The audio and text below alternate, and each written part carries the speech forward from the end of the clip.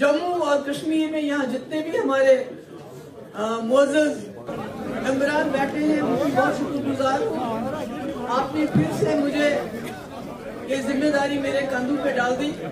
मेरे वालिद का एज अ पॉलिटिशियन एक ही ख्वाब था उसका, बिल्कुल सरदार शाह ने सही कहा, उन्होंने जिंदगी में बहुत कुछ हासिल किया। शायद ही जम्मू कश्मीर का कोई कश्मीरी मुसलमान इस मुल्क का होम मिनिस्टर बन सकता है जो मुफ्ती साहब ने बन के दिखा दिया। कोई नहीं हो सकता दूसरा, आजकल के हालात में बिल्कुल नहीं हो सकता है। कोई भी 3 साल के अंदर इतने काम नहीं कर सकता जो रास्तों के ख्वाब दिखाए थे दूसरी जमातों ने, मुफ्ती साहब ने खोल के दिखा दिया। मगर उसके बावजूद मुफ्ती साहब का ये कहना था, उनका एक शौक था जब से उन्होंने पॉलिटिक्स ज्वाइन की कि जम्मू कश्मीर में, क्योंकि उन्होंने पूरे मुल्क में देखा था अलीगढ़ के जमाने में कि ये जमहूरियत क्या है। एक गरीब आदमी वोट डालता है और उस मुल्क के प्राइम मिनिस्टर को चुनता है, एमएलए को चुनता है, मेंबर पार्लियामेंट को चुनता है। अगर इसको ये पसंद नहीं आता है दूसरे को चुनता है। मगर जम्मू कश्मीर में भी वो यही निजाम चाहते थे।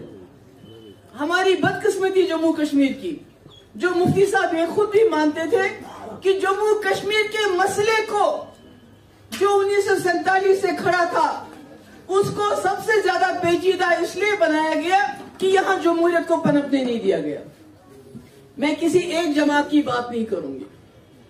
1951 जब पहला कॉन्स्टिट्यूएंट असेंबली का इलेक्शन हुआ, वो इलेक्शन भी सिलेक्शन थी बदकिस्मती से। उसमें भी एक ही तरह के लोग असेंबली में आ गए जो हिजबी खिलाफ थे, जिनको इख्तिलाफ था। उस वक्त की रूलिंग पार्टी जो बनी, चाहे वो कश्मीर में थे चाहे जम्मू में थे, उनको असेंबली में पहुंचने नहीं दिया। ये शुरुआत हो गई जम्मू कश्मीर के, जो आप कहिए टूटी फूटी जमहूरियत की। उसके बाद जितनी भी जमातें आई उन्होंने भी इस निजाम को आगे चलाया। उसके बाद इलेक्शन का क्या हुआ मुझे बताने की जरूरत नहीं, मगर मुफ्ती साहब कोशिश करते रहे कि एक मुतबादिल में खड़ा करो।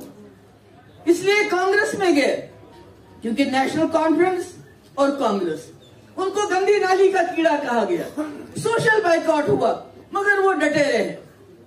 बहुत मेहनत की, मुझे नहीं लगता किसी पॉलिटिशियन ने इतनी मेहनत की होगी। सिर्फ इसलिए नहीं, कुर्सी के लिए नहीं। कुर्सी तो उन्होंने मेरे ख्याल में शायद मुश्किल से 27 साल की उम्र में, जब वो सादिक साहब के कैबिनेट में मिनिस्टर बने, स्टेट मिनिस्टर बने, इसलिए वो कभी कुर्सी के पीछे नहीं भागे, इक्तिदार के पीछे नहीं भागे। मगर एक ही ख्वाब था, मैं जम्मू कश्मीर में एक वायबल, एक अच्छी अपोजिशन देना चाहता हूं यहाँ के लोगों को, ताकि एक ही जमात के ऊपर यहाँ के लोग डिपेंडेंट ना रहे। बदकिस्मती ये हो गई, जब कांग्रेस उभरने लगी, नेशनल कॉन्फ्रेंस और कांग्रेस का गठजोड़ हो गया।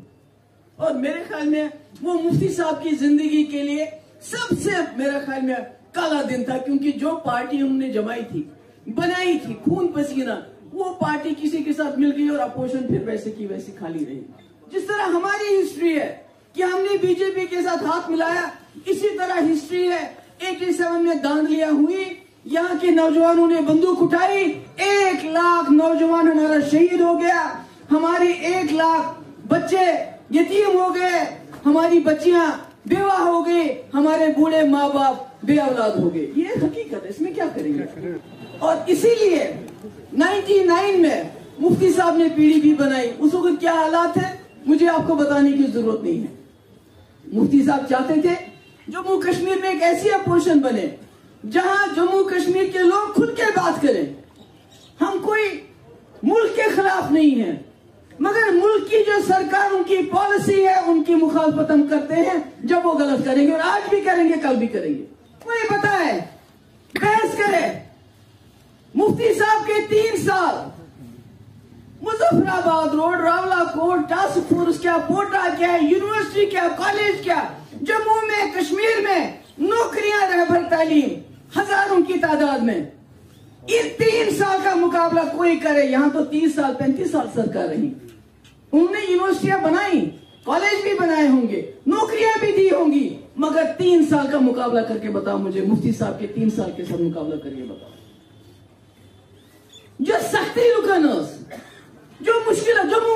बताइए, लद्दाख के लोग जो तब तक शिकायत करते थे हमारे साथ डिस्क्रिमिनेशन हो रहा है, ये मुफ्ती साहब थे जिन्होंने हिल डेवलपमेंट को पावर्स दिए। जाइए पूछ लीजिए उनसे।